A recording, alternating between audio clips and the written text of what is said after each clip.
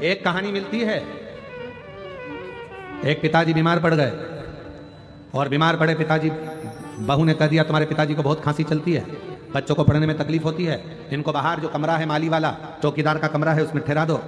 पति ने कहा हम ठहरा तो देंगे, पर पिताजी को भूख लगी तो पिताजी को बोल दो हमें घंटी लगा देते हैं, वो बेल बजाएंगे हम चाय दिलाएंगे, घंटी बजाएंगे हम भोजन दिलाएंगे, घंटी बजाएंगे हम पानी दिलाएंगे। पर पिताजी को अंदर आने की जरूरत नहीं है। बेटे ने पिताजी को माली के कमरे में चौकीदार के कमरे में सुला दिया, पिताजी के लिए सारा सामान रख दिया। पिताजी से कहा पिताजी अब तुम उधर बहू के कमरे के उधर मकान में मत जाना, तुम्हें जो चाहिए तुम्हारी बहू यहीं लाएगी, घंटी बजाना, ये तार लगाए घंटी लगी है तुम बजा देना बेल, बहू लाकर सामान देगी।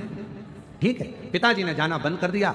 एक दिन पिताजी ने घंटी बजाई तो घंटी बजी नहीं साहब। पिताजी पानी के लिए तरसते रहे। बेटे ने कसम दी थी कि उधर जाना मती, पानी मंगना मती, बस घंटी बजाना। बाप घंटी बजाता रहे, फिर भी कोई पानी लेकर नहीं आया। आखिरी में बेटा शाम को आया, पूछा अपनी पत्नी से क्यों बाबूजी को पानी चाय दे दिया था, आज घंटी नहीं बजाई तुम्हारे पिताजी ने, हमको लगता है उनके पास रखा होगा इसलिए उन्होंने घंटी नहीं बजाई। बेटा दौड़ कर गया अपने बाप के कक्ष में, जाकर देखा तो पिताजी तो जमीन पर पड़े थे, बेहोशी में थे। बाप को पानी का छींटा देकर उठाया, पापा बाबूजी क्या हुआ?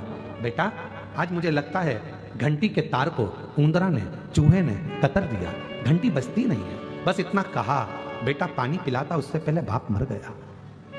पिता चले गए, पिता मरा, अंतिम संस्कार किया गया।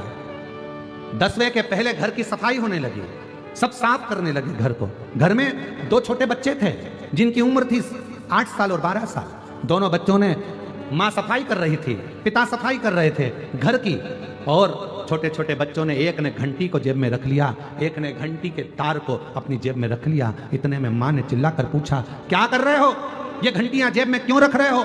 बच्चे कहते हैं माँ जैसे आपने दादाजी के लिए घंटी लगाई थी वैसे आपकी बहू आपके लिए लगाएगी, उसकी तैयारी कर कर रख रहे हैं,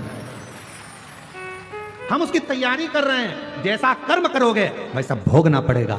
आप सेवा करो, आपकी औलाद आपकी सेवा करेगी। धन काम नहीं आएगा, सेवा काम आएगी। कई लोग ऐसे हैं जिनके पास करोड़ों का धन है, हॉस्पिटल में जाकर, कैंसर हॉस्पिटल में एक बार जाकर देखना कि कैंसर हॉस्पिटल में पैसे ले लेकर खड़े हैं अटैची में, डॉक्टर साहब मेरी पत्नी को अच्छा कर दो, मेरे पति को अच्छा कर दो, मेरे बेटे को अच्छा कर दो, मेरे बाप को अच्छा कर दो, मेरी बहन को अच्छा कर दो। धन काम नहीं आएगा, काम क्या आएगा? जो तुमने पुण्य करा, पैसा तो अटैची में भरा के भरा रह जाएगा और पुण्य काम आ जाएगा। पुण्य केवल अच्छा कर्म कर चलो। ये मानव की देह फिर नहीं मिलना है, जो मिली है इसको संभालने का प्रयास करो। हम आपसे ये नहीं कहेंगे कि आप कहीं तीर्थ में जाकर बैठ जाओ, हम आपसे इतना कहेंगे अपने दिल को तीर्थ बना लो, अपने मन को तीर्थ बना लो, अपने आप को तीर्थ बना लो।